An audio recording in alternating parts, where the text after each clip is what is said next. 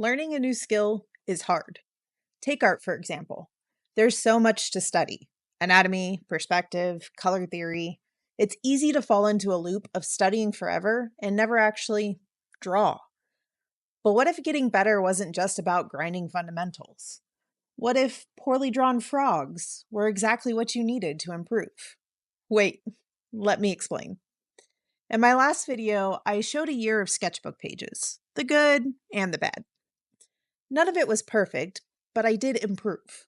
That's because I wasn't just studying, I was doing. Progress equals mileage, putting in the reps, plus reflection. I first learned this while teaching myself how to code. Before I wrote a single line of code, I took Barbara Oakley's Learning How to Learn course on Coursera. She talks about two brain modes: focused mode, like studying perspective or anatomy, and diffuse mode, like doodling frogs in weird poses or, taking a walk. You need both.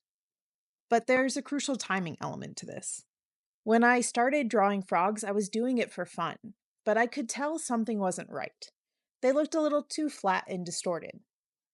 That's when I thought, oh, I should probably work on perspective a little bit. I didn't stop drawing, I just hit pause and studied basic cubes for a few days. I didn't wait weeks or months.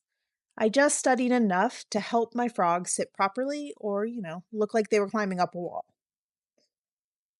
Then I put the frogs in boxes, and it worked. The frogs had volume, dimension, and proper foreshortening. All because I learned exactly what I needed when I needed it. This is what I like to call just-in-time learning, and it has helped me grow every time I try something new. Crochet, embroidery, sewing, even coding. With code, there are thousands of functions and frameworks to learn. It can be so overwhelming, but I didn't try to master it all. I built things and hit walls. Oh, I need to learn how to position a box on a web page. Oh, I need to learn a new stitch to finish this crochet raccoon. Oh, I should study perspective for these frogs. Do you see what I'm getting at here? This cycle is simple. Make something fun, notice what's not working, study just that specific thing, apply it immediately, and repeat. This approach keeps you motivated because you're always making progress on something you care about. You maintain momentum because you're not stuck in endless study, and the knowledge sticks better because you're applying it to solve real problems you're investing in. While I was learning to code, I did something called a 100 Days of Code Challenge, but studying didn't count, only building did. So I built weird CSS paintings. They weren't perfect, but they taught me a lot. And those projects, they led to a job, they led to podcast interviews, they led to teaching on LinkedIn Learning, and eventually a career. Now with my art, I'm doing the same. You don't need to master everything up front. You just need to start with something fun enough to keep you coming back. I want to learn to draw is too big of a goal. You need to narrow it down by just drawing something. A frog, a raccoon in a frog suit. Yes, I drew this just for this video. You don't have to choose between fun and fundamentals. I like to watch the YouTuber Pcat, probably saying that wrong.